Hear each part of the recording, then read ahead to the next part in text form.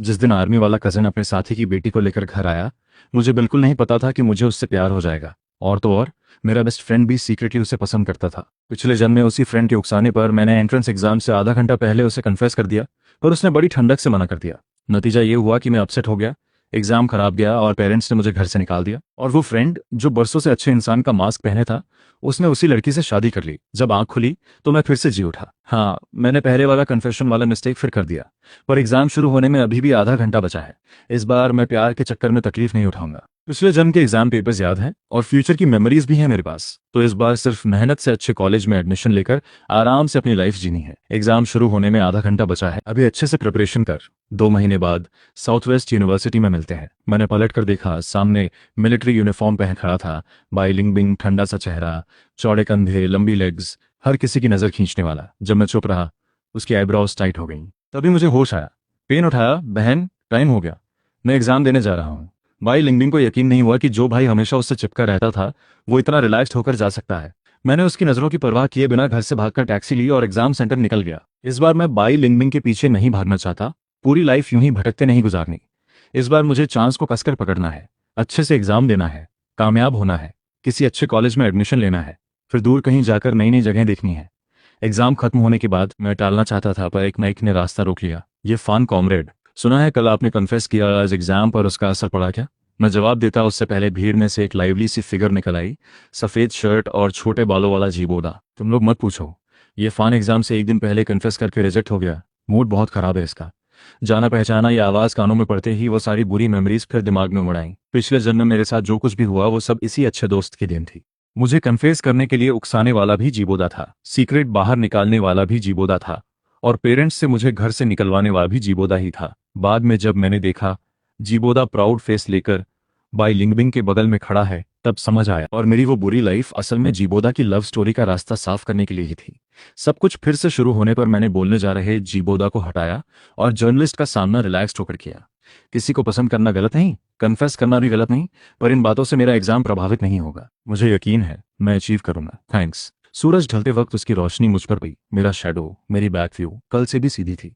मैं घर की तरफ चल दिया, वो जगह जिसे मैं पिछले जन्म में आधी रातों में सपने में देखकर वापस जाना चाहता था। ये फान वापस आ गया। अचानक एक जानी पहचानी प्यार भरी आवाज गूंजी। मैंने सिर उठाया तो देखा पापा उसी बड़े पेड़ के नीचे खड़े थे जहां बचपन में मुझे स्कूल से लेने आते थे। ये पापा ने बेटे को देखकर एक पल हिचकिचाहट के साथ पूछा, कल तूने लिनबिन से जो कहा था? पापा ने सब सुन ली। मैं एक पल के लिए ठिठक गया। पापा की आंखों में चिंता देखकर मेरे दिल में एक टाइटनेस आई। पिछले जन्म में जब मैंने बाई लिंगबिंग को कॉन्स किया था, तब सबने मुझे ब्लेम किया। पेरेंट्स भी गॉसिप के बवंडर में फंस गए थे। रातों रात बाल सफेद हो गए थे, चेहरे पर थकान छा गई थी। आगे चलते पापा को देखकर मैं दौड़कर उनके पास गया, उनकी बाह पकड़ी। पापा, गलती मेरी थी, मैंने डिपेंडेंसी को लव समझ लिया था। आगे से मैं बाई लिंगबिन को सिर्फ अपनी बहन ही मानूंगा। पापा के चेहरे पर टेंशन कम हो गई। हम दोनों घर के अंदर आए। दरवाजा खोला तो देखा बाई लिंगबिन वहीं दरवाजे पर खड़ी थी। पापा ने मेरी शोल्डर थपथपाई और अंदर चले गए। सूरज की तिरछी रोशनी उसके ठंडे से चेहरे पर पड़ रही थी। हम दोनों की नजरें टकराईं। देर तक कुछ नहीं बोले। मेरा दिमाग कंफ्यूज हो गया था। सॉरी, इसे दिल पर मत लेना, आगे से हम हमेशा के लिए एक फैमिली हैं। बाई लिंगबिंग मेरी सहज सी एक्सप्लेनेशन सुनकर अंदर से थोड़ा गुस्सा महसूस कर रही थी। कल तक तो मेरा हाथ पकड़कर कॉन्फेस कर रहा था, रातों रात एटीट्यूड पूरा बदल गया। क्या मैंने सच में वो गलत फीलिंग छोड़ दी, या ये सिर्फ मेरा स्ट्रैटेजी है? बाई लिंगबिंग ने मुझे ऊपर से नीचे तक देखते हुए कहा, तू ऐसा सोचता है तो अच्छा है। एग्जाम जीवन का टर्निंग पॉइंट होता है, ध्यान सही जगह लगाना चाहिए। मैं हंसते हुए सिर हिलाता रहा। बाई लिंगबिंग ने रूम से एक कॉलेज ब्रोशर निकालकर मुझे दिया। बोली, हर साल साउथ वेस्ट यूनिवर्सिटी का कट ऑफ बढ़ता है, तुझे पूरी मेहनत करनी होगी अपने ड्रीम कॉलेज में एडमिशन पाने के लिए। जब मैंने साउथ वेस्ट यूनिवर्सिटी का एडमिशन पोस्टर हाथ में देखा तो मेरे चेहरे की मुस्कान, मैं पूरी तरह बाई लिंगबिंग के पीछे भागने में डूबा हुआ था, इसलिए नेचुरली उसके मिलिट्री बेस के सबसे पास वाला साउथ वेस्ट यूनिवर्सिटी चुना था। बाद में ना वो मिला, उल्टा मुझे भयंकर तकलीफ भरी लाइफ जीनी पड़ी। इतनी मुश्किल से दोबारा चांस मिला है। इस बार मैं पूरे विश्वास से अपनी पसंद का किंग बे यूनिवर्सिटी चुनूंगा। अपनी पसंद की लैंग्वेज स्टडी पढ़ूंगा, अलग अलग कल्चर समझूंगा, हर एक कम्युनिटी की ट्रेडिशंस जानूंगा, फिर उन्हें किताबों में लिखकर ज्यादा लोगों तक चाइना की पहचान पहुंचाऊंगा, ताकि लोग चाइना को समझें, पसंद करें। मैंने बाई लिंगबिंग को रूम में जाते हुए देखा और चॉइस बदलने की बात कहने कम नहीं हुआ।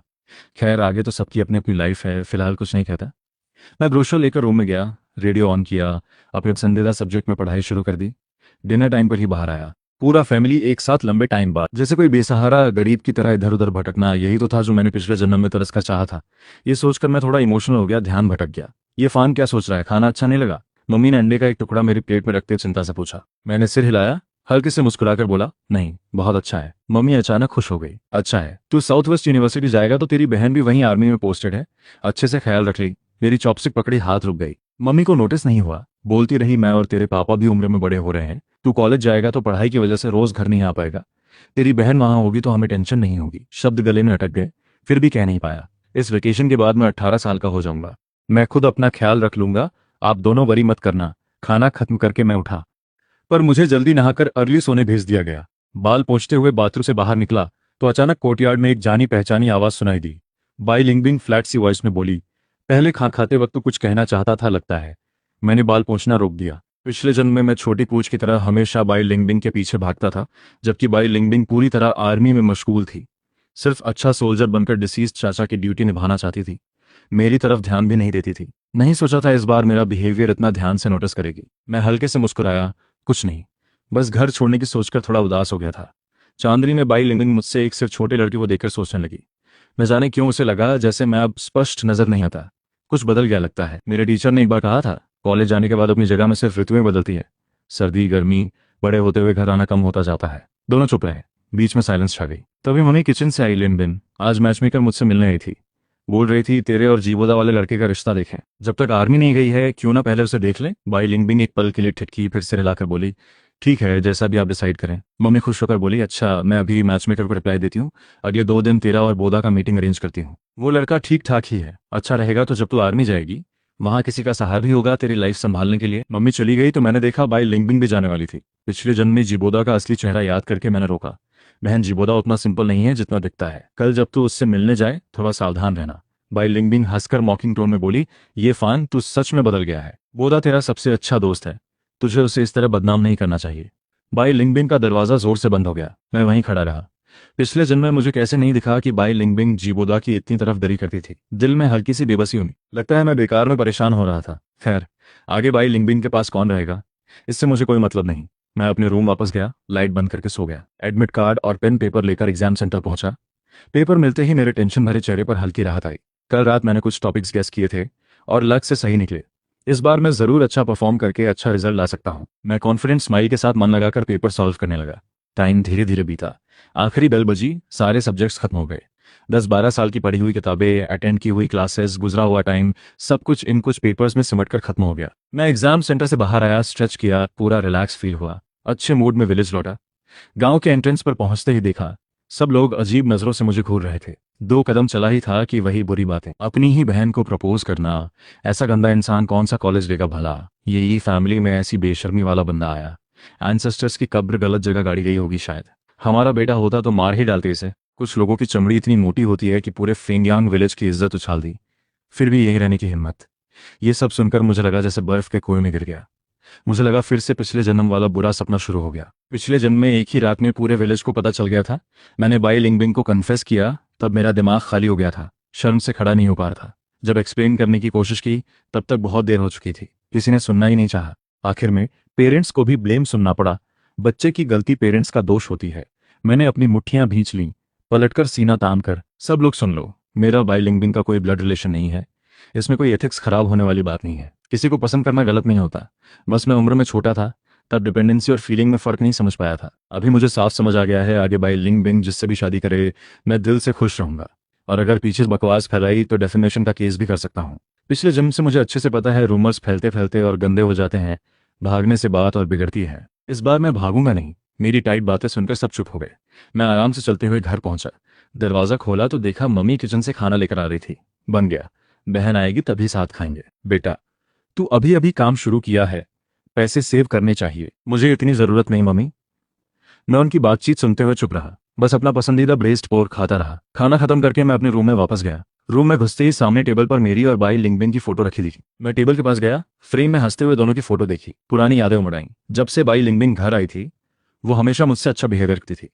10 साल की उम्र में मुझे बारिश में भीगकर बुखार हो गया था, बाई लिंगबिंग ने गीले तौलिए से मेरा फीवर उतारा था, पूरी रात मेरे पास बैठी रही। 12 साल की उम्र में जब सीनियर स्टूडेंट्स ने मुझे बुली किया था, बाई लिंगबिंग बिना कुछ सोचे मेरे लिए खड़ी हो गई थी। टॉप स्टूडेंट होते हुए भी उसे पहली बार मेरे लिए वार्निंग मिली। 15 साल की उम्र में खेलते खेलते पीछे के पहाड़ पर रास्ता, बाई लिंगबिंग आर्मी चली गई। हमारा रिश्ता धीरे धीरे दूर होता गया और अब बाई लिंगबिंग शादी करने वाली है, नई फैमिली शुरू करने वाली है, मैं भी कॉलेज जाने वाला हूँ। ये यादें आखिर धीरे धीरे धुंधली हो जाएंगी। मैंने अपनी उमड़ती फील्स को दबाया, कबर्ड से एक बॉक्स निकाला, बाई लिंगबिंग से जुड़ी सारी चीज़ें उसमें रख दी। दोनों की फ़ोटो, उसका दिया हुआ खूबसूरत पेंसिल बॉक्स, बचपन के टॉयज़ वगैरह, सब कुछ पैक करके एक तरफ रख दिया। अगले दिन फेंकने का सोचकर अगले दिन उठकर बॉक्स उठाकर बाहर निकला ही था कि सामने वाला दरवाज़ा भी खुल गया। देखा, बाई लिंगबिंग ने हमेशा वाली मिलिट्री यूनिफॉर्म की जगह बिल्कुल नई गुलाबी ड्रेस पहनी हुई थी। उसने मेरे हाथ में बॉक्स देखा। ऑर्फनेज के बच्चों को डोनेट करने वाला हूँ, मैंने शांति से जवाब दिया। बाई लिंगबिंग ने सिर हिलाया, ज़्यादा नहीं पूछा, चुपचाप बाहर की तरफ चल दी। दरवाजे पर पहुंचकर पलटकर बस इतना बोली, मम्मी को बता देना मैं डिनर पर नहीं आऊंगी। वो कोर्टयार्ड से निकल गई। मैंने बॉक्स में सबसे ऊपर रखी हमारी कंबाइंड फोटो देखी। हल्की सी मुस्कान आई। बाई लिंगबिंग को कितनी परवाह नहीं थी कि उसने नोटिस ही नहीं किया ये फोटो।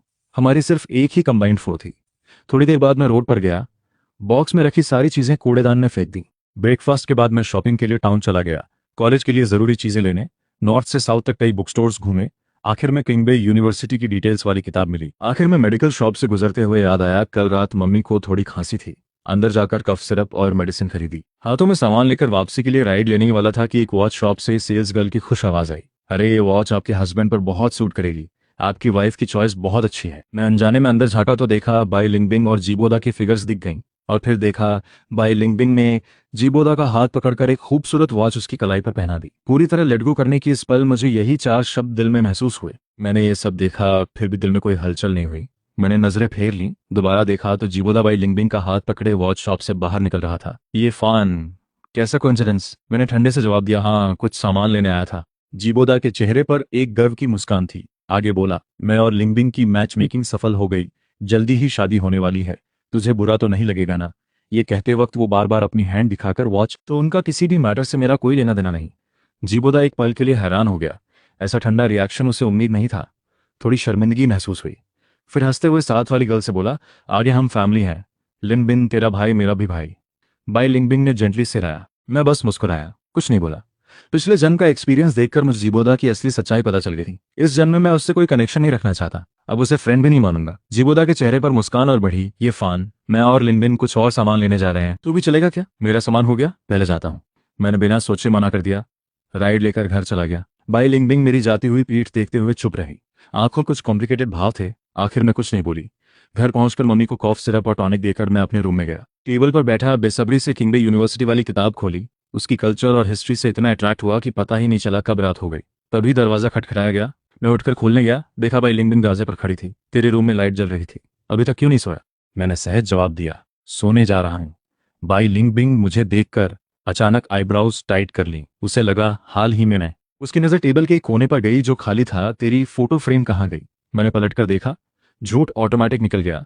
पहले गलती से टूट गई थी, रिपेयर के लिए दे दी। न जाने क्यों बाई लिंगबिंग ये जवाब सुनकर उसकी चिंता कुछ कम हो गई। अच्छा जल्दी सो जा, गुड नाइट कहकर वो अपने रूम में चली गई। पिछले जन्म में मैं बाई लिंगबिंग के सामने झूठ बोलने की हिम्मत नहीं करता था, क्योंकि वो हमेशा पकड़ लेती थी। पर आज मेरा ये कैजुअल झूठ बाई लिंगबिंग पकड़ ही नहीं पाई। मैंने खुद पर हल्की सी हंसी दी, दरवाजा बंद करके सोने चला गया। अगले कुछ दिन मैं किताबें पढ़ता रहा, एग्जाम रिजल्ट का वेट करता रहा। रही बाई लिंगबिंग की बात, वो रोज सुबह जल्दी निकलती, रात देर से आती, जीबोदा के साथ। 24 जून को एग्जाम रिजल्ट आने वाला था। मैं सुबह सुबह स्कूल गया अपना रिजल्ट चेक करने। स्कूल गेट पर पहुंचते ही एक सफेद संताना कार रुकी। ये फान, तू भी रिजल्ट देखने आया? मैं टालना चाहता था पर आवाज सुनकर पलट कर देखा। कार से एक क्यूट सी हल्की मुस्कान वाली गर्ल उतरी। सोचा तो शायद मेरे क्लासमेट लियू रुयान है। लियू रुयान के घर के लोग अच्छे पोजीशन पर थे, हाई ऑफिशियल फैमिली से, पर हम दोनों की ज्यादा बात नहीं होती थी, ज्यादा क्लोज नहीं थे। मैंने पोलाइटली सिर हिलाया। लियू रुयान ने मेरी फॉर्मेलिटी की परवाह नहीं की, फेमिलियर होकर आगे बढ़ी, साथ चलते हैं। हम दोनों साथ टीचर के ऑफिस में गए। रिजल्ट शीट हाथ में आते ही, हालांकि मैंने खुद एस्टिमेट किया था, फिर भी दिल में थोड़ी। रिजल्ट शीट खोली, नजर सबसे नीचे टोटल स्कोर पर गई। साफ शब्दों में लिखा था, मैंने 689 मार्क्स लाए। मेरी सारी टेंशन आखिरकार दूर हो गई। मैंने किंगबे यूनिवर्सिटी का पिछले साल का कट ऑफ चेक किया था, वो लगभग 670 के आसपास था। इतने मार्क्स से एडमिशन हो जाएगा। मैंने टीचर वांग को थैंक्स कहा, जल्दी घर जाकर पेरेंट्स को ये गुड न्यूज़ देनी थी। पर कार का वेट करता रहा, नहीं आई। अच्छी बात यह हुई कि लियू रुयान ने रास्ते में ही मुझे ड्रॉप कर दिया। घर पहुंचकर कार से उतरते ही देखा बाई लिंगबिंग और जीबोदा हाथ पकड़े कोर्टयार्ड से बाहर आ रहे थे। मैंने जल्दी से नजरें फेर कर लिफ्ट कराने वाले लियू रुयान को थैंक्स कहा। लियू रुयान के चेहरे पर वैसी ही ब्राइट मुस्कान थी। ये फान, अगर सच में थैंक्स कहना है तो कुछ दिन बाद मेरा बर्थडे है, आना। मैं हल्के से मुस्कुराया। जीबोदा ने जोर देकर बोला, ये फान, वो जो अभी थी लियू रुयान थी ना, तुम लोग रिलेशनशिप में हो? वो तो फेमस रिच फैमिली की गर्ल है, उसके साथ रिलेशनशिप का अच्छा नतीजा नहीं निकलेगा शायद। मैं कुछ बोलने वाला था कि बाई लिंगबिंग की तत्की आवाज़ आई।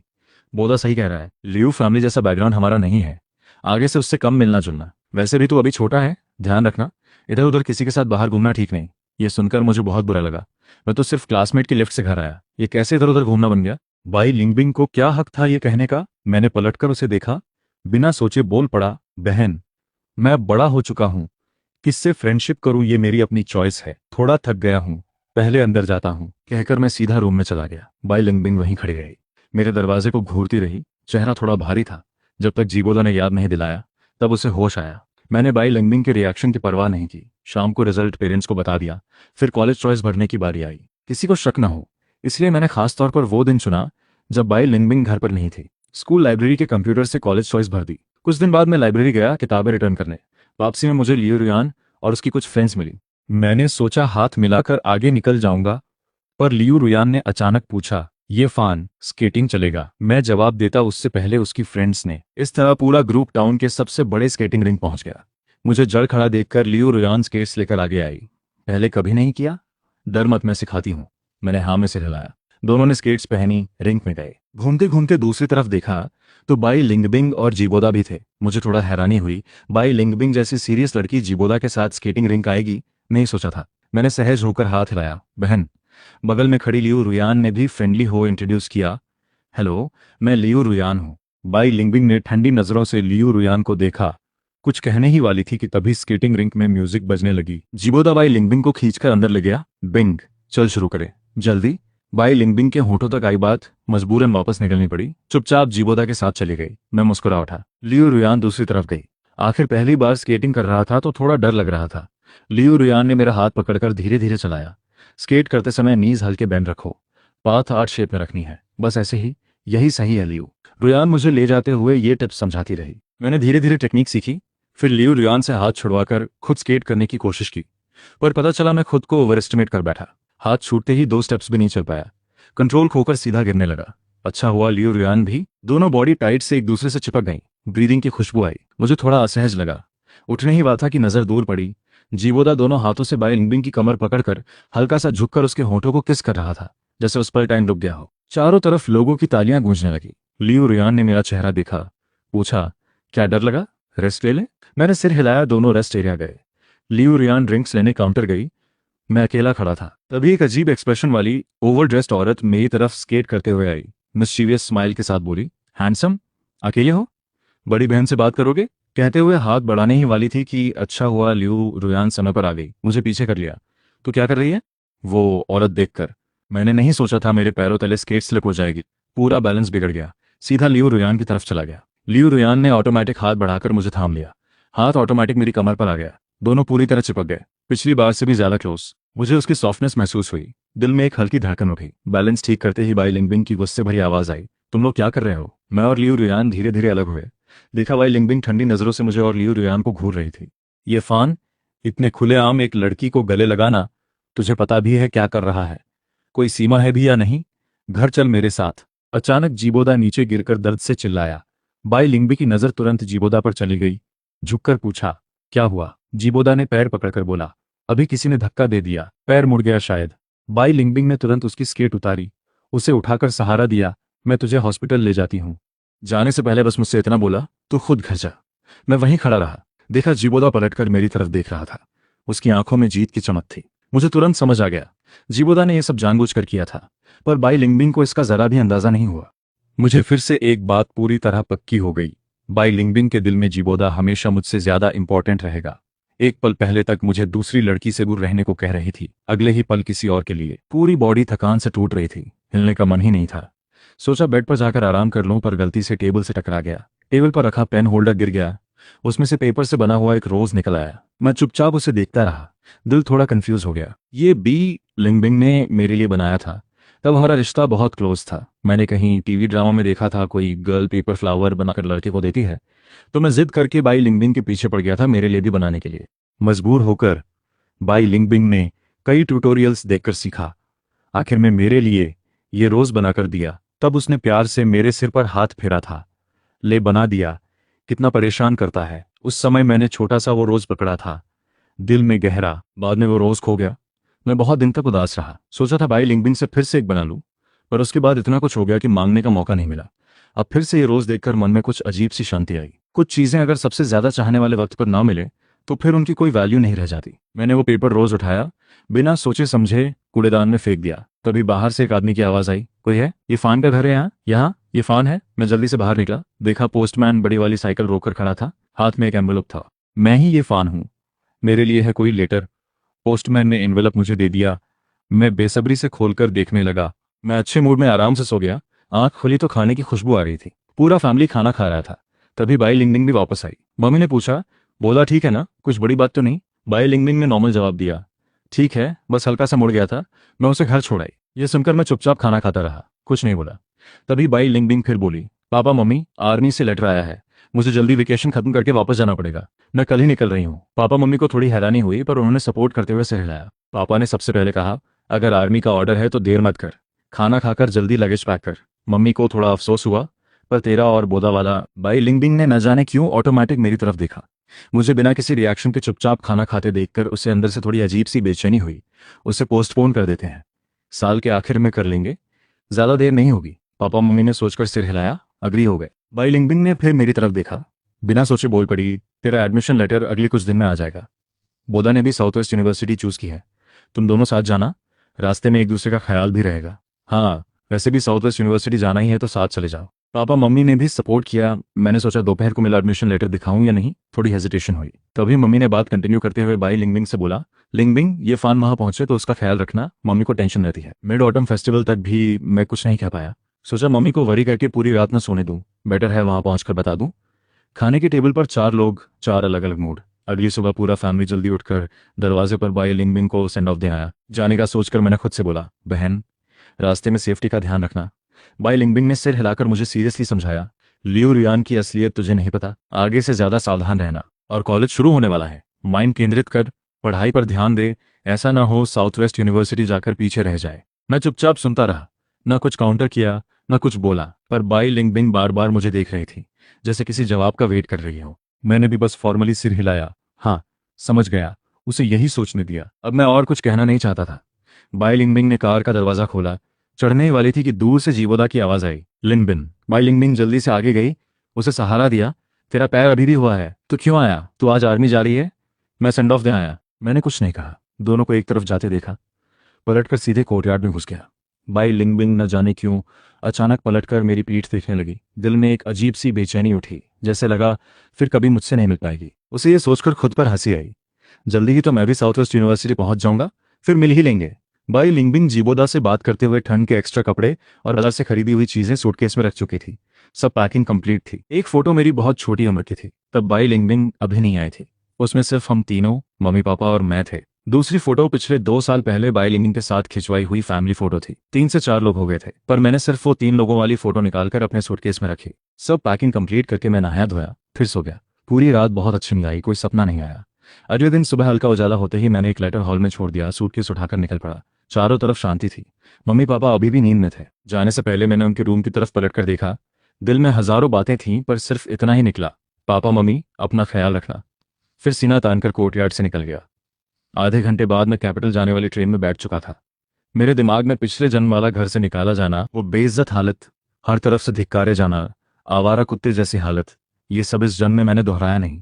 इस बार अपने लिए जीना है। दूर आसमान में उगता हुआ सूरज दिख रहा था। मुझे यकीन है आगे मेरे सामने पूरी तरह से रोशनी वाला रास्ता ही है। एक लाउड आवाज के साथ ट्रेन चल पड़ी। मेरी आंखों में अनगिनत उम्मीदें और सपने चमक उठे। आगे मेरी लाइफ जरूर बेहतर से बेहतर होती जाएगी। जल्दी उठने की वजह से मुझे नींद आ रही थी। आधी नींद में मुझे लगा जैसे किसी के शोल्डर पर सिर टिका हुआ है। मैं तुरंत जाकर बगल में देखा तो एक जानी पहचानी प्रोफाइल दिखी। लियो रियान, तू यहाँ कैसे? लियो रियान ने सिर घुमाकर देखा, तू जाग गया? नेचुरली तेरे जैसा ही कमजोर हूं मैं भी। इतना कोइंसिडेंस, तू भी किंगडम में एडमिशन ले लिया? मुझे बहुत हैरानी हुई। लियो रियान हंसते हुए सिर हिलाई। इस तरह दोनों साथ में किंगबे यूनिवर्सिटी गए। दूसरी तरफ ये फैमिली में मम्मी पापा हमेशा की तरह जागे। किचन में ब्रेकफास्ट बनाया, सारी थालियां टेबल पर लगीं। फिर भी मैं उठकर नहीं आया। मम्मी ने हाथ पोंछकर मुझे उठाने आई। दरवाजा बंद नहीं था। खोलकर देखा, रूम की सारी मेरी हमेशा की चीजें गायब थीं और मैं रूम में नहीं था। मम्मी चौंक गई। तुरंत टेबल पर रखा एक लेटर दिख गया। जल्दी से चिल्लाई, अरे तो जल्दी आ, अपना बेटा गायब है। पापा ये सुनकर दौड़े आए, क्या हुआ, कैसे गायब हो सकता है? अंदर आते ही देखा मम्मी एक लेटर हाथ में देकर बोली, टेबल पर मिला ये लेटर। तू ज्यादा पढ़ा लिखा है, जल्दी खोल कर पढ़। पापा ने एनवलप देखा जिस पर लिखा था पापा मम्मी के लिए। खोलकर अंदर से लेटर निकाला, पढ़ना शुरू किया। पापा मम्मी, जब तक ये लेटर आपके हाथ में पहुंचेगा मैं कैपिटल जाने वाली ट्रेन पकड़ चुका हूँगा। मैंने आपको अभी नहीं बताया कि मुझे किंगबे यूनिवर्सिटी का एडमिशन लेटर मिला है, साउथ वेस्ट यूनिवर्सिटी का नहीं। मुझे माफ़ कर दो कि बिना बताए चला गया, पर वरी मत करना, मैं अपना पूरा ख्याल रखूंगा। जब चिंबे में सेटल हो जाऊंगा फ़ोन करूंगा या लेटर लिखूंगा। आपका ये फ़ान। पापा ने लेटर पढ़ने के बाद आंखों में हल्का सा सरप्राइज दिखा। ये फ़ान किंगबे गया है, अभी ट्रेन में बैठ चुका है। मम्मी को हैरानी हुई, किंगबे? साउथ वेस्ट यूनिवर्सिटी नहीं? लिन बिन को भी लगता था वो साउथ वेस्ट जाएगा। इस बच्चे को हुआ क्या है? नहीं, मुझे लिन बिन को फ़ोन करके पता चाहिए, कहकर वो निकलने लगी, पर पापा ने रोक लिया। ये फ़ान पहले ही किंगबे जा चुका है, अभी बताने से कोई फायदा नहीं। ये फ़ान ने कहा है सेटल होकर फ़ोन करेगा तब पूछ लेंगे। मम्मी ने सोचकर मान लिया। इसी बीच साउथ वेस्ट की आर्मी बेस में बाई लिंगबिन शार्प ट्रेनिंग कैंप की टीम नेता के तौर पर नए सोल्जर्स को ट्रेनिंग दे रही थी। अचानक उसे दिल में अजीब सी हलचल हुई, लगा जैसे कोई बहुत इंपॉर्टेंट चीज हाथ से फिसल रही है। बाई लिंगबिन ने आईब्रोज टाइट की, दिमाग में ऑटोमेटिक ये फान की फिगर आ गई। उसने सिर हिलाया। ये फान जल्दी ही साउथ वेस्ट यूनिवर्सिटी आने वाला है, दोनों जल्द ही फिर मिलेंगे। फिर उसे खोने का सवाल ही कहाँ, उसे बिल्कुल याद नहीं था ये फान ने किंगबे जाने की बात कही थी। बाई लिंगबिन ने सोचकर अपनी स्टेट ठीक की, सीरियसली ट्रेनिंग में लग गई। ट्रेनिंग खत्म होने के बाद बाई लिंगबिन बाजार गई शॉपिंग करने। सोचा ये फान आएगा तो शायद सब कुछ साथ नहीं ला पाएगा, इसलिए कुछ जरूरी डेली यूज की चीजें ले ली। सामान लेकर फैमिली क्वार्टर्स पहुंची तो सामने वाली पड़ोसन ने हाथ में सामान देखकर पूछा, बाई टीम नेता, इतनी सारी हाउस होल्ड चीजें, ये तो फ्यूचर में ब्रदर इन लॉ के आने की तैयारी लग रही है। बाई लिंगबिन एक पल के लिए ठिठकी, पर कॉन्ट्रडिक्ट नहीं किया। दिल में एक अजीब सी खुशी उमड़ी। डेज बीते बीते आखिरकार साउथ वेस्ट यूनिवर्सिटी का एडमिशन डे आ गया। बाई लिंगबिन ने खासतौर पर सीनियर से लीव ली और कार चलाकर साउथ वेस्ट यूनिवर्सिटी गई। वहां खड़े होकर लगातार गेट की तरफ आते स्टूडेंट्स को स्कैन करती रही, कहीं कोई मिस ना हो जाए। तभी उसे एक जानी पहचानी सी फिगर दिखी। आगे बढ़ने ही वाली थी कि पीछे से एक उत्साहित आवाज आई, लिंगबिन, तू खासकर यहाँ मेरा वेट कर रही है क्या? बाई लिंगबिन पलटी तो देखा जीबोदा लगेज लिए मुस्कुराते हुए खड़ा था। उसने चारों तरफ देखा, वो अकेला ही था। पूछा, तू अकेला ही है? ये फान तेरे साथ नहीं आया? जीबोदा की नजर चमकी, हैरान होते हुए बोला, तुझे नहीं पता? ये फान तो लियो रुयान के साथ किंगबे चला गया। बाई लिंगबिन पूरी तरह सुन रह गई। दिल जैसे किसी बहुत गहरी खाई में गिर गया, दिमाग खाली सा हो गया। ऐसा कैसे हो सकता है? ये फान तो हमेशा साउथ वेस्ट यूनिवर्सिटी ही जाना चाहता था, अचानक कैसे भूल गया? बाई लिंगबिन की बात रुक गई, क्योंकि उसे याद आया ये फान ने पहले उससे कहा था, बहन, मुझे किंगबे जाकर लैंग्वेज स्टडी करनी है, आगे टीचर बनना है, ये मुझे ज्यादा सूट करता है। उसने हमेशा इसे सिर्फ मजाक समझा था, शायद इसलिए क्योंकि वो जीवोदा के साथ क्लोज रहने से गुस्सा था, इसलिए जानबूझकर ये बात बोली थी। पर असल में यही उसकी सच्ची इच्छा थी और उसने वो पूरी भी कर ली। बिना किसी को बताए चुपके से किंगबे चला गया। बाई लिंगबिन इस नतीजे को एक्सेप्ट नहीं कर पा रही थी। उसे ये फान से पूछना था। वो पलटकर कार की तरफ चली, पर जीवोदा ने उसका हाथ पकड़ लिया। लिंगबिन, मैं अभी अभी यहाँ आया हूँ, कुछ पता नहीं यहाँ का, तू मेरे साथ रह सकती है क्या? पर उसकी बात पूरी होने से पहले बाई लिंगबिन ने उसका हाथ छुड़ाया, तो खुद मैनेज कर ले, मुझे कुछ काम है, चलती हूँ, कहकर वो जल्दी से कार में बैठकर निकल गई। जीवोदा सिर्फ एग्जॉस्ट की स्मोक देखता रह गया, दांत पीसते हुए दिल में गुस्सा दबाया। थोड़ी देर बाद फिर मुस्कुराया, पलटकर साउथ वेस्ट यूनिवर्सिटी के गेट में घुस गया। कोई बात नहीं, अब उसे और बाई लिंगबिन को साथ रहने का पूरा मौका मिल गया है। ये फान तो कैपिटल में दूर बैठा है, अब कोई भी उनके बीच नहीं आएगा। दूसरी तरफ बाई लिंगबिन फैमिली क्वार्टर्स पहुंचते ही तुरंत फिंगयांग विलेज ऑफिस का फोन और डायल किया। पापा या मम्मी के फोन उठाने का वेट करते हुए उसका दिल पूरी तरह शांत हो गया। समझ नहीं आ रहा था वो किस जवाब की उम्मीद कर रही है, पर उसे यह भी पता था कोई भी जवाब उसे संतुष्ट नहीं करेगा, क्योंकि जो सबसे ज्यादा चाहती थी वो शायद अब हो ही नहीं सकता। सोच में डूबे डूबे फोन में मम्मी की आवाज आई, लिंगबिन, आर्मी में सब ठीक? बाई लिंगबिन ने जवाब दिया, हाँ बिल्कुल ठीक, वरी मत करो। मैं फ़ोन इसलिए किया क्योंकि पूछना था, क्या ये फान सच में किंगबे गया? हाँ, वो तेरे जाने के अगले ही दिन सीक्रेटली चला गया, बस एक लेटर छोड़ गया था हमारे लिए। मम्मी को याद करके थोड़ा गुस्सा भी आया। बाई लिंगबिन का दिल भारी हुआ। फिर पूछा, तो उसके बाद कोई लेटर आया या फ़ोन आया? वो वहाँ आर्मी के बाहर जा नहीं सकती अपनी मर्जी से, इसलिए फान से कांटेक्ट करने का एकमात्र तरीका फ़ोन या लेटर ही है। लेटर भेजने के लिए एग्जैक्ट एड्रेस चाहिए, वो अभी नहीं मिला। मैं और तेरे पापा भी उसकी खबर का वेट कर रहे हैं, शायद कुछ दिन में न्यूज़ आए। मम्मी, अगर ये फान का फ़ोन नंबर या एड्रेस मिले तो मुझे भी बता देना। बाई लिंगबिन की आवाज़ थोड़ी दबी दबी सी थी, उसमें एक तरह की गुजारिश थी। मम्मी को अजीब तो लगा, पर ज़्यादा सोचा नहीं, सिर्फ सिर हिलाकर बोली, ठीक है। बाई लिंगबिन ने फ़ोन रखा। दिल में एक गांठ सी बंध गई। उसे समझ नहीं आ रहा था ये फान अचानक क्यों किंगबे चला गया। क्या वो उसे पसंद नहीं करता था? वो तो हमेशा उसके साथ रहना चाहता था ना। दिमाग में अचानक लियो रुयान की छवि उभरी। बाई लिंगबिन के दिल में एक झटका सा लगा, क्या फान सच में उस लियो रुयान को पसंद करने लगा है? नहीं हो सकता। ये तीन शब्द अचानक बाई लिंगबिन के दिमाग में उभरे, उसे खुद हैरानी हुई। अपनी ही अनकॉन्शियस फीलिंग, जो अब तक उसे खुद भी पता नहीं थी, अब धीरे धीरे सामने आ रही थी। इससे बाई लिंगबिंग कंफ्यूज हो गई, फिर भी धीरे धीरे अपनी असली फीलिंग समझने लगी इरफान के लिए। इसी बीच किंगबी यूनिवर्सिटी में इरफान ने एडमिशन प्रोसेस पूरी कर ली। उसे बिल्डिंग नंबर 5 के रूम 502 में जगह मिली। वो लगेज लेकर रूम में गया, वहां कोई नहीं था। वो सबसे पहला था। रूम 6 लोगों का था, बंक बेड्स वाला आयरन फ्रेम, बीच में एक बड़ी टेबल थी स्टडी और खाने के लिए। उसने दरवाजे के पास वाला लोअर बंक चुना, फिर सफाई शुरू की, लगेज निकाला, बेड लगाई। सब सेटअप करते करते 1 घंटा निकल गया। नई नवेली सी रूम देखकर इरफान के चेहरे पर मुस्कान आई।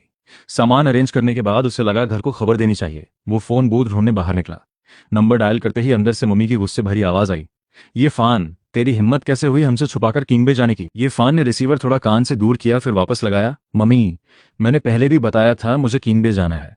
मम्मी तुरंत बोली, फिर भी एक शब्द बताए बिना अचानक निकल गया। ये फान चुप रहकर बोला, सॉरी मम्मी। मम्मी को थोड़ा गुस्सा कम हुआ, फिर पूछा उसके वहां का हाल चाल। आखिर में पूछा, मुझे कोई फोन नंबर या एड्रेस दे सकता है, आगे कोई जरूरत हो तो कांटेक्ट कर सके? ये फान ने बताया, अभी रूम में फोन नहीं है, बस गेट वाले रूम में एक फोन है। उसने नंबर बता दिया, साथ ही अपना रूम नंबर भी, बिल्डिंग 5 रूम 502 पर बताया। अक्सर वहां बहुत कॉल्स आती हैं, हो सकता है कनेक्ट न हो पाए।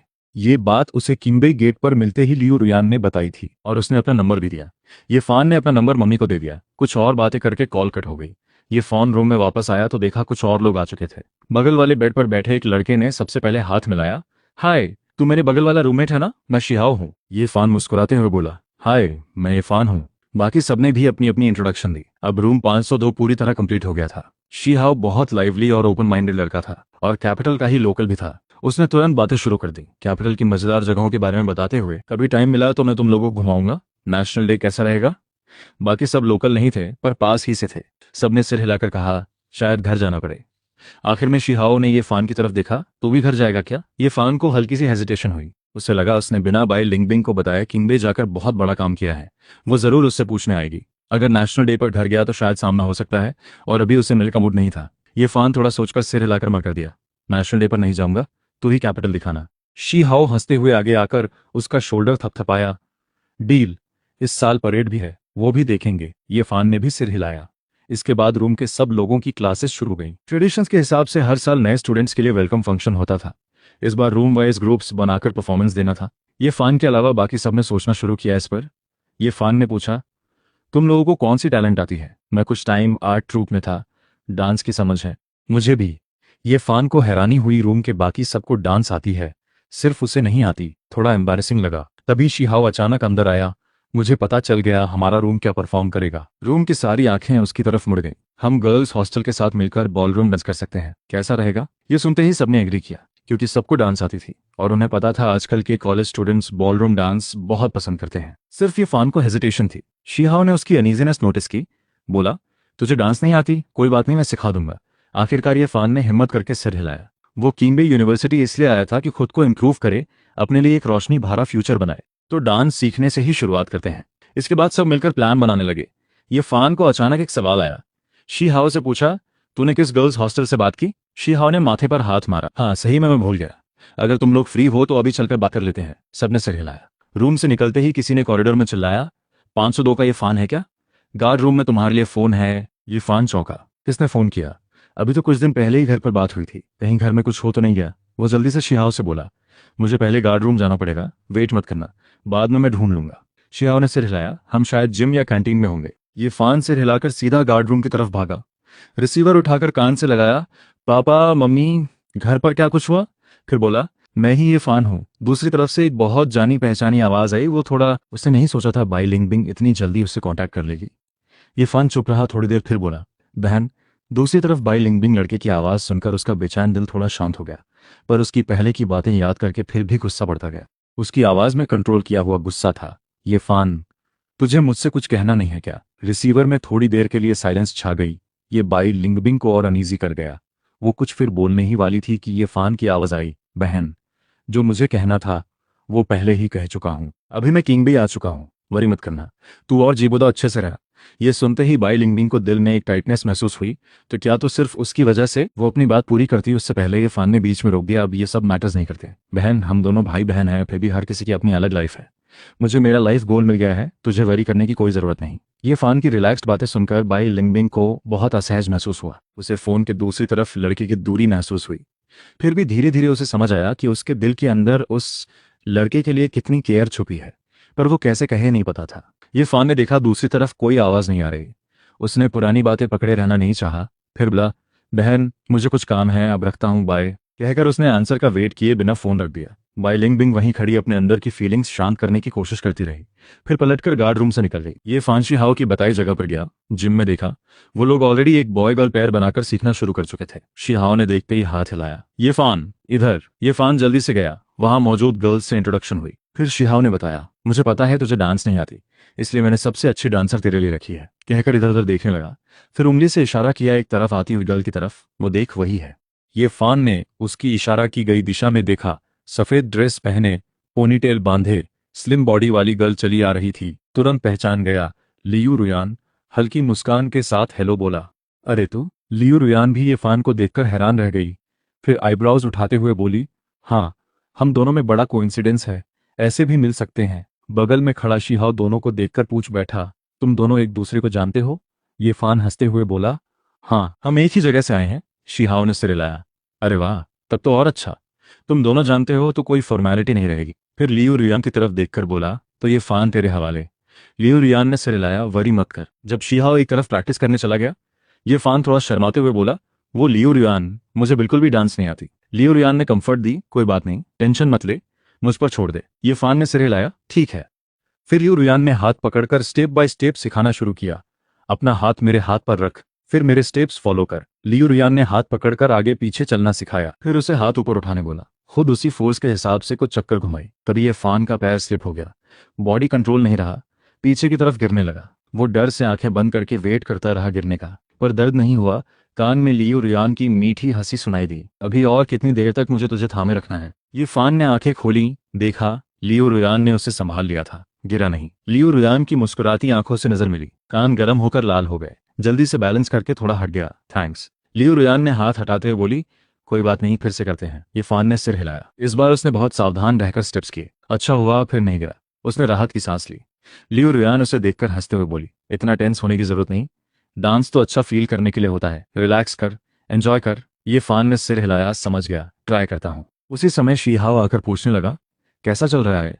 लियू रुयान ने ये फान की तरफ से जवाब दिया, वरी मत कर, मैं हूं ना, टीम डाउन नहीं करेगी, इसकी मुझे कोई टेंशन नहीं है।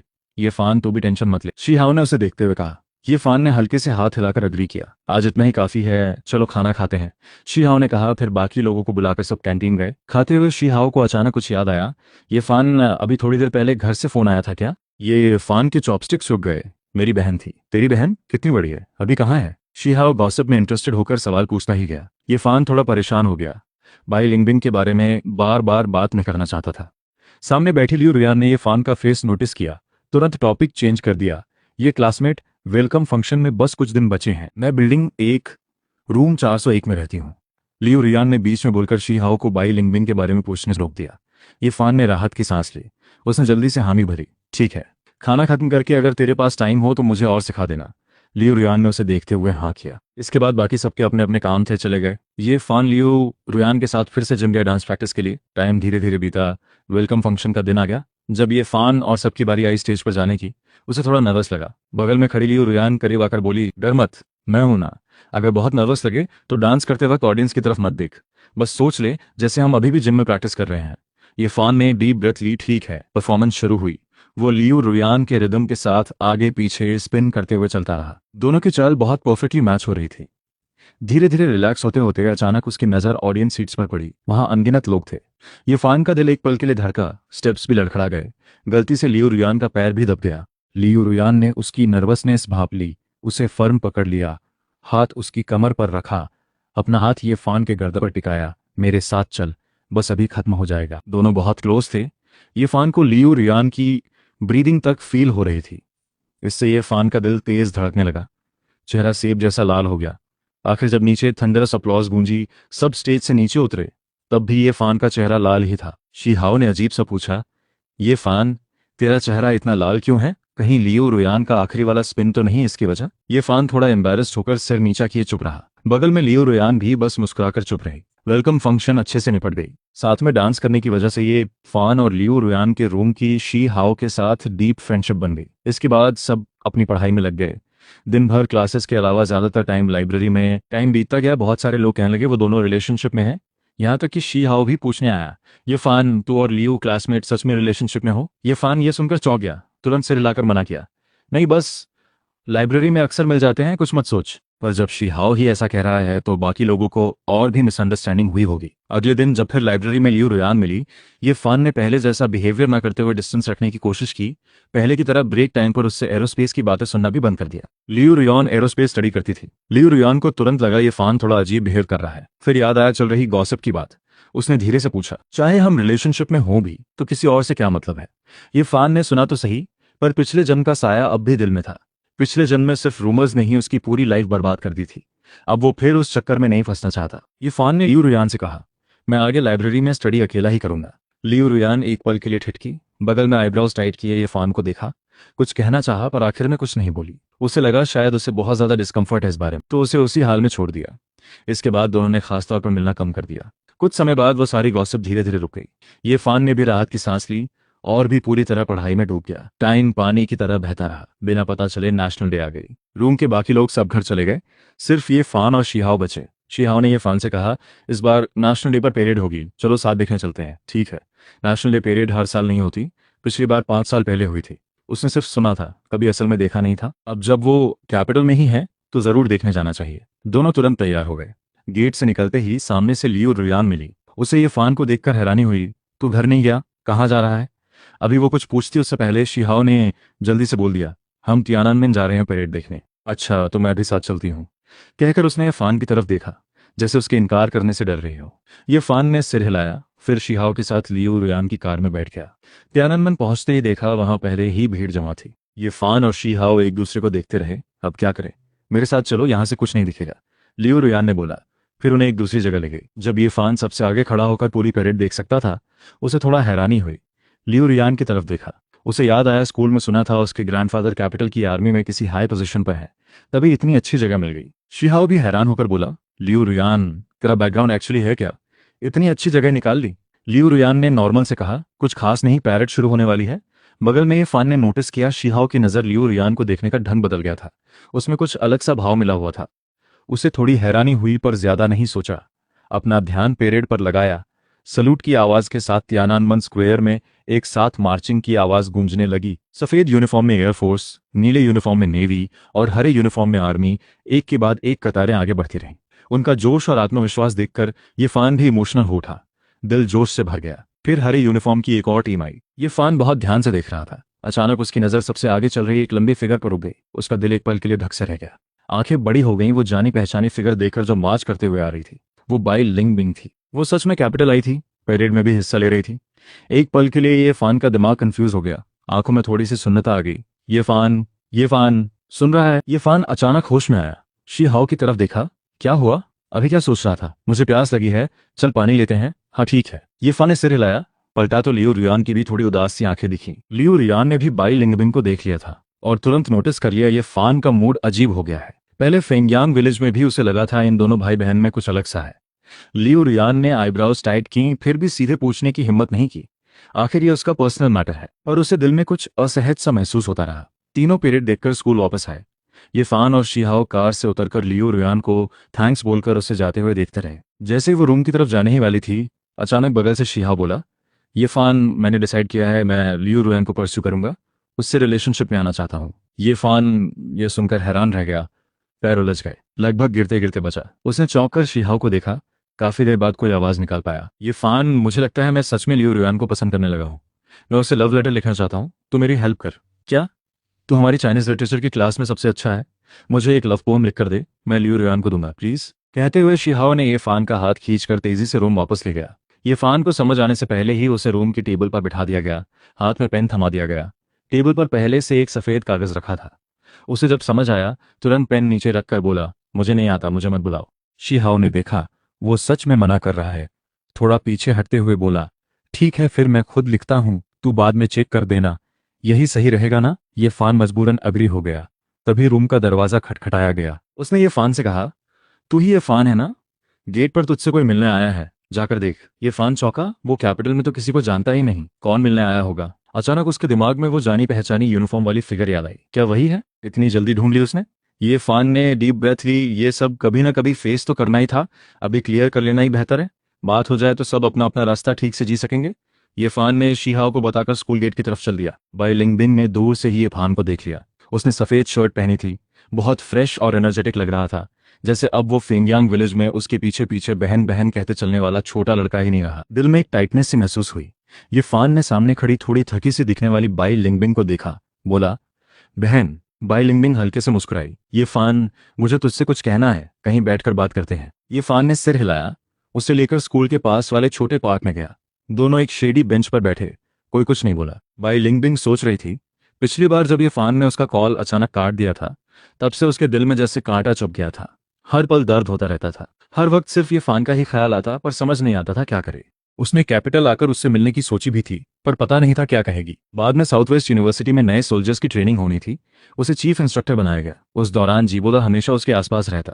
पहले फेंगयांग विलेज में उसे कोई प्रॉब्लम नहीं लगती थी, आखिर उसने ही मैच मेकिंग को हाँ बोली थी। पर जब जीबोदा खुद को फियों समझकर हक जताने लगा, तब पहली बार उसे असहज महसूस हुआ।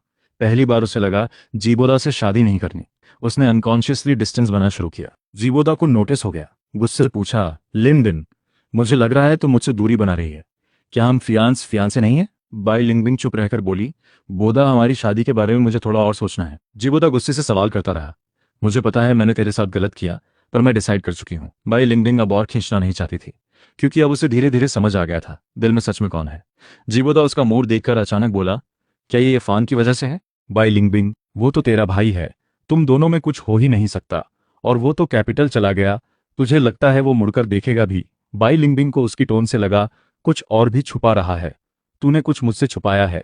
तुझे पता है वो अचानक किंगबे क्यों गया? पता है तो? तुम दोनों में कुछ हो ही नहीं सकता। मैं तो तुम दोनों की हेल्प ही कर रहा हूँ। बाई लिंगबिन को अब पूरी तरह समझ आ गया, ये फान का अचानक दूर हो जाना जरूर जीबोदा की वजह से है। उसने बर्फीली नजरों से देखा, तूने क्या किया आखिर? मैंने बस उसका तुझे कन्फेस करने वाला सीक्रेट बता दिया था, और उसे पूरी तरह होपलेस यू बना दिया कि तूने मुझसे मैच मेकिंग की। उसे लगा तू और मैं मिलकर बात कर रहे हैं। सुनते ही बाई लिंगबिंग की सांस अटक गई। तो इसीलिए वो एक दिन कन्फेस करके अगले ही दिन सॉरी बोलकर मुझे बता रहा था वो कुछ नहीं सोचता। फिर बताया वो किंग बे जाएगा।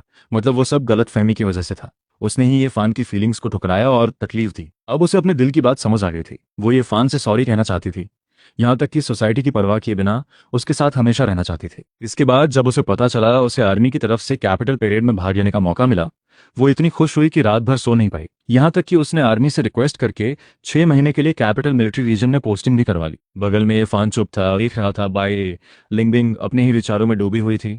वो यहाँ ज्यादा टाइम वेस्ट नहीं करना चाहता था। बोला, अगर तुझे कुछ नहीं कहना। इस एक सेंटेंस ने बाई लिंगबिंग को तुरंत होश में ला दिया। उसने उठते हुए ये फान का हाथ पकड़ लिया। मत जा। ये फान चौंक गया।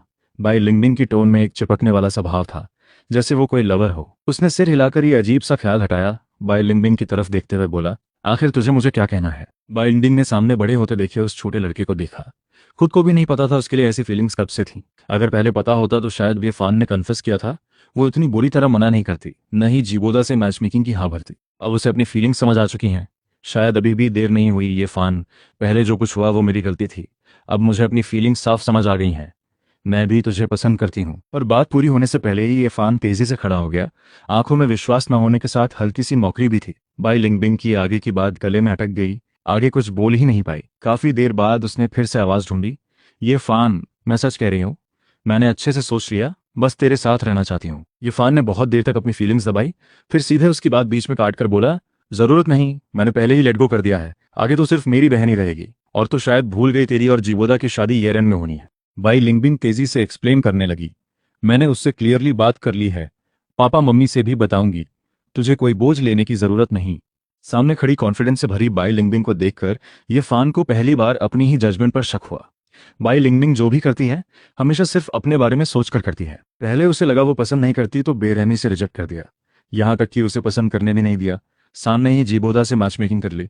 अब जब चला गया उसे लगने लगा वो उसे पसंद करती है। फिर बिना सोचे जीबोदा को छोड़ दिया, बिल्कुल वैसे ही जैसे पहले जीबोदा के लिए उसे छोड़ा था। अचानक ये फान को दिल में एक गहरी दूरी महसूस हुई।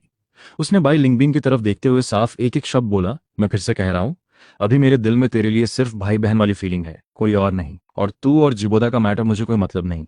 मुझे काम है, चलता हूँ। कहकर बहस नहीं करना चाहता था। ये फान मुड़कर जाने ही वाला था, और बाई लिंगबिंग ने फिर से उसका हाथ पकड़ लिया।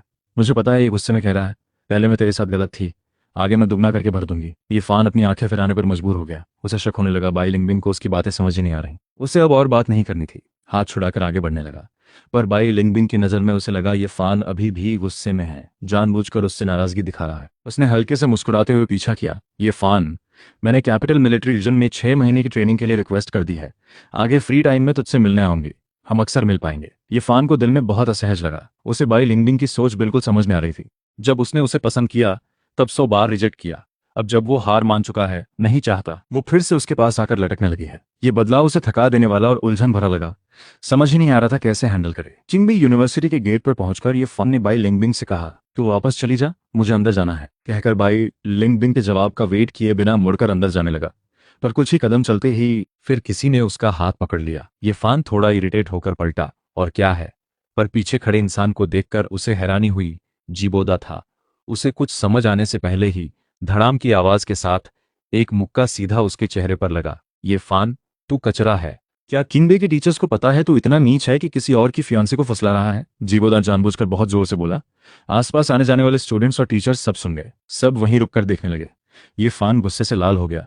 पिछले जन्म वाला बदनामी का वो घुटन भरा एहसास फिर से जाग गया।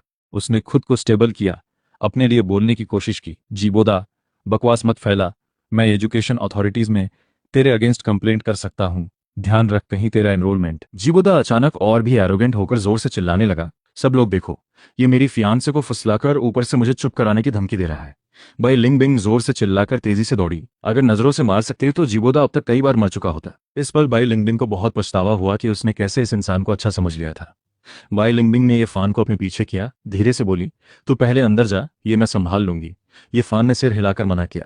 इस वक्त अगर वो चला गया तो ये बदनामी हमेशा उसके सिर पर बनी रहेगी। जीबोदा ने देखा बाई लिंगबिंग ये फान को प्रोटेक्ट कर रही है, जेलेसी से भर गया और भी बेधड़क होकर बोला, बाई लिंगबिंग, मैं तेरा फियांस हूं, फिर भी तू उसे प्रोटेक्ट कर रही है। आसपास खड़े लोग आपस में फुसफुसाने लगे। ये फान और बाई लिंगबिंग की तरफ इशारे करने लगे। ये फान का चेहरा सफेद पड़ गया। किसी भी हालत में जीबोदा को आगे बोलने नहीं देना है।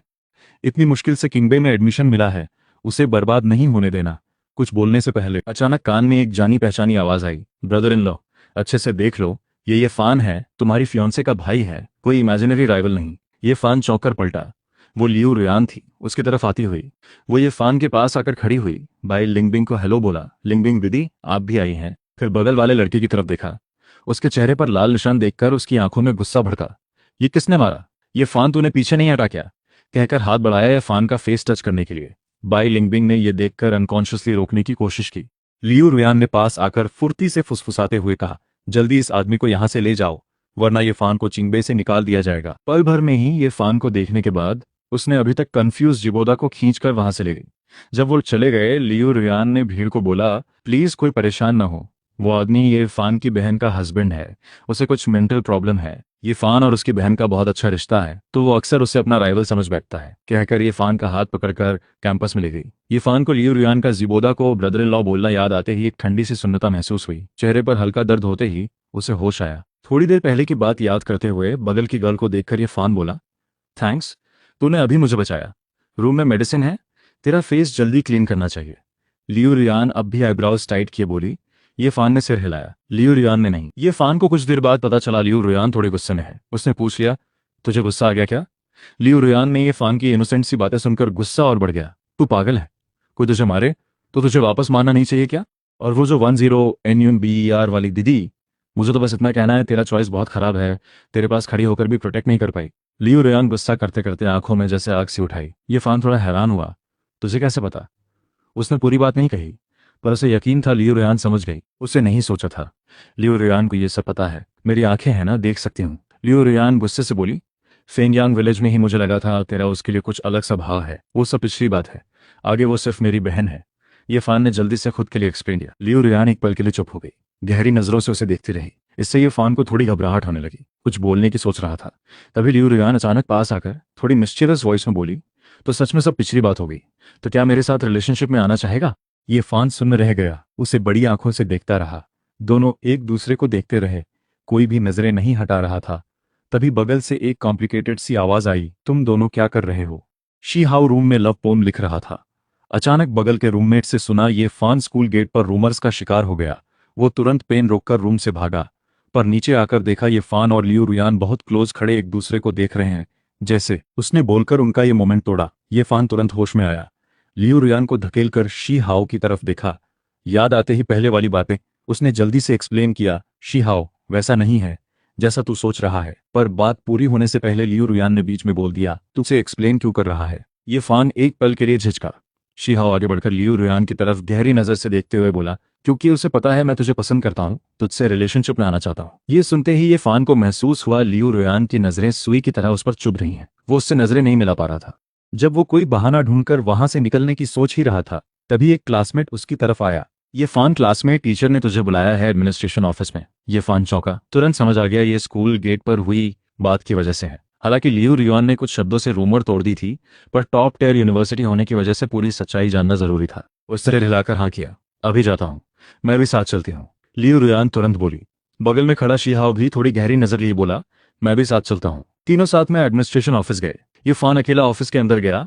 लियू रुयान और शी हाओ बाहर वेट करते रहे। शी हाओ ने बगल में खड़ी लियू रुयान से पूछा, तू ये फान को पसंद करती है। लियू रुयान ने पलटकर उसे देखा, कुछ नहीं बोली, बस सिर हिलाया। पर मुझे साफ दिखता है ये फान को तेरे लिए वो फीलिंग नहीं है, शी हाओ ने आगे कहा। लियू रुयान ने आईब्रोज टाइट की, फिर होठों पर हल्की मुस्कान लाई। मुझे पता है, पर अभी का मतलब फ्यूचर नहीं होता, मुझे भरोसा है। उसकी बारी है। शी हाओ की चुप्पी की। कुछ देर बाद बोला, मैं देख सकता हूं तू हाई ऑफिशियल फैमिली से है, नॉर्मल इंसान नहीं। अगर तू और ये फान साथ आ भी जाओ, फ्यूचर में क्या तेरा फैमिली अग्री करेगा तेरी शादी किसी नॉर्मल फैमिली के लड़के से। लियू रुयान ने शी हाओ की तरफ देखा, आंखों में हल्की सी टॉन्ट लिए। इसका मतलब तू सच में मुझे पसंद नहीं करता, सिर्फ मेरे पीछे की फैमिली देख रहा है। उसने शी हाओ की नॉर्मल ड्रेसिंग देखकर समझ गई वो भी शायद उसी की तरह है। शी हाओ ने आंखें नीची की। सॉरी, मैं तो बस। लियू रुयान ने उसकी बात बीच में रोक दी। मेरे घर में कोई क्लास डिफरेंस नहीं है। अगर मैं किसी को पसंद करूं, अगर वो अच्छा इंसान है, तो मेरा फैमिली कभी मना ही करेगा। थोड़ा सोचकर फिर बोली, और अगर तुझे नहीं चाहिए रिलेशनशिप तो मना कर सकता है। अब ये नया समय है, पुराना फ्यूडल समय नहीं रहा। शी हाओ तेजी से सिर उठाकर लियू रुयान की तरफ देखने लगा। आंखों में एक आजादी चाहने वाली रोशनी थी। क्या सच में वो मना कर सकता है। इसी बीच ये फान ऑफिस से बाहर आया। लियू रुयान आगे बढ़कर चिंता से पूछा, कैसा रहा, उन्होंने कोई प्रॉब्लम तो नहीं दी। ये फान रिलैक्स्ड होकर मुस्कुराते हुए सिर हिलाया, नहीं, मैंने सब क्लियर कर दिया। थोड़ा सोचकर फिर बोला, और मैं साउथ वेस्ट यूनिवर्सिटी में जीबोदा के अगेंस्ट एक कंप्लेंट लेटर भी भेजने वाला हूं। मैं उसे नहीं छोड़ूंगा। ठीक है। लियू रुयान ने सपोर्ट दिखाया। फिर ये फान ने देखा बगल में खोया खोया सा शी हाओ खड़ा था। आगे बढ़कर उसे हल्का सा धक्का दिया। शी हाओ, क्या हुआ, चलो चलें। शी हाओ तुरंत होश में आया। रूम में वापस पहुंचकर ये फान ने देखा शी हाओ खोया खोया सा है। उसे लगा शायद वो अभी भी उसके और लियू रुयान के बारे में सोच रहा है। जल्दी से एक्सप्लेन करने लगा, शी हाओ, अभी मैं और लियू रुयान वो नहीं जो। पर बात पूरी होने से पहले शी हाओ ने बीच में रोक दिया। ये फान, सॉरी, मैंने तुझे धोखा दिया। क्या? ये फान को समझ नहीं आया। मैंने जो कहा था लियू रुयान को परस्यू करूंगा, वो इसलिए नहीं था कि मैं उसे पसंद करता हूं, बल्कि उसकी फैमिली बैकग्राउंड की वजह से। शी हाओ ने ये फान की तरफ देखा।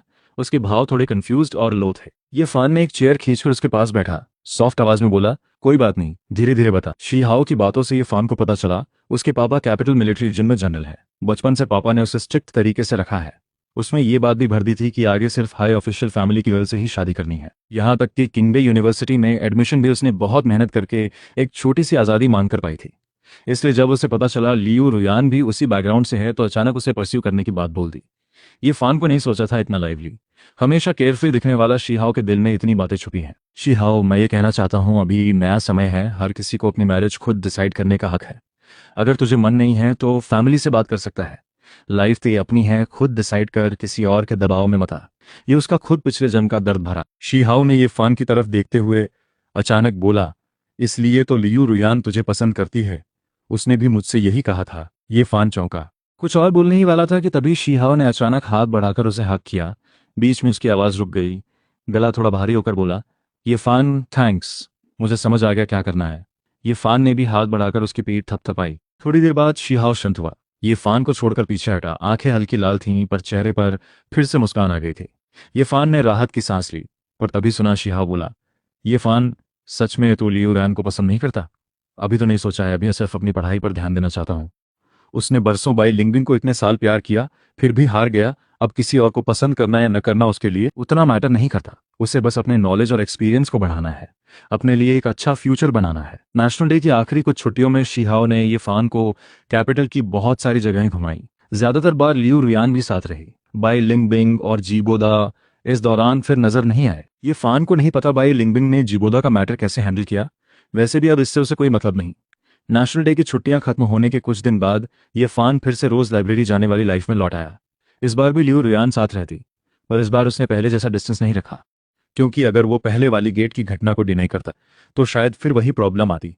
पर उसे लगा लियू रियान को कुछ एक्सप्लेनेशन जरूर देनी चाहिए, इसलिए उसने, हमारा मैटर हमेशा लोगों को कंफ्यूज करता रहता है, अगर तुझे परेशानी हो तो। ये फान ने आईब्राउज टाइट की।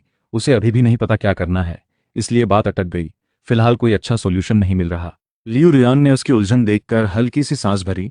उस दिन असल में मैंने खुद से ही वो बात बोल दी थी। मुझे भी डर था तुझे बुरा ना लगे, और तूने मुझे अपने पास खड़ा होने का मौका दिया, इससे मुझे बहुत खुशी हुई। ये फान ने उसकी आंखों में फीलिंग्स देखी, दिल में जगह लेते हुए बोला, अभी शायद मुझे नहीं है, पर फिर भी थैंक्स। मुझे समझ आता है, कोई बात नहीं, मैं कोशिश करती रहूंगी, मुझे यकीन है तू अपना माइंड बदलेगा। लियू रियान ने कॉन्फिडेंस से कहा। ये फान को समझ नहीं आया क्या कहे, बस चुप रहा। दोनों ने बात ओपन कर ली तो साथ रहना और भी सहज हो गया। टाइम पढ़ाई में धीरे धीरे बीता। आधे महीने बाद ये फान किताबें लेकर लाइब्रेरी जा रहा था, तभी उसका रूममेट दौड़ते हुए आया। बोला, ये फान अभी गार्ड रूम गया था कॉल अटेंड करने, वहां एक मिलिट्री यूनिफॉर्म पहने विमेन तुझे ढूंढ रही थी। ये फान ने सिर हिलाया। ठीक है, अभी जाता हूँ, कहकर गेट की तरफ गया। सोचा शायद बाई लिंगबिंग होगी, शायद जीबोदा के बारे में कोई अपडेट लेकर आई होगी। पर गेट पर पहुंचकर देखा बाई लिंगबिंग नहीं थी। एक अजनबी मिलिट्री यूनिफॉर्म वाली वुमेन वहां खड़ी थी। ये फान थोड़ा रुककर उसकी तरफ गया। हाय, मैं ये फान हूँ, आप मुझसे मिलने आई थी? अजनबी विमेन ने तुरंत सिर हिलाया। हाँ, मुझे टीम नेता बाई ने भेजा है, वो चाहती हैं मैं आपको उनके पास ले जाऊं। ये फान को थोड़ी हैरानी हुई। पूछा, वो खुद क्यों नहीं आई? टीम नेता अभी हॉस्पिटल में है। ये फान चौंक गया। उनको क्या हुआ? हॉस्पिटल में क्यों? डिटेल टीम नेता खुद ही आपको बताएंगी। अभी आपके पास टाइम है? ये फान ने सोचा।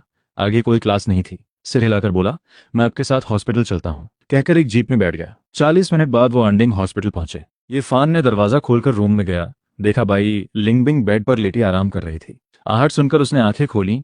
ये फान को देखते ही उसकी आंखों में हल्की सी खुशी चमकी। उठने की कोशिश की तो उसकी पीठ के घाव में दर्द से उसकी आईब्राउज टाइट हो गईं। ये फान जल्दी से आगे बढ़कर उसकी बांह थामी। क्लोज से देखा, पीठ पर लगी चोट किसी ने मारा हो ऐसी लगी थी। बहन, तेरा ये घाव? बाई लिंगबिंग ने ये फान का हाथ पकड़ लिया। ये फान, अब कोई हमारे बीच नहीं आएगा, क्या तू मुझे एक और चांस देगा? ये फान को हैरानी हुई। कुछ बोलने ही वाला था कि बाई लिंगबिंग फिर बोली, मैंने जीबोदा से एंगेजमेंट तोड़ दी है, पापा मम्मी से भी बात कर ली है, उन्हें अब कोई प्रॉब्लम नहीं हमारे बीच। ये फान ने बड़ी आंखों से बाई लिंगबिंग को देखा। काफी देर बाद बोल पाया, तूने पापा मम्मी को हमारे बारे में बताया?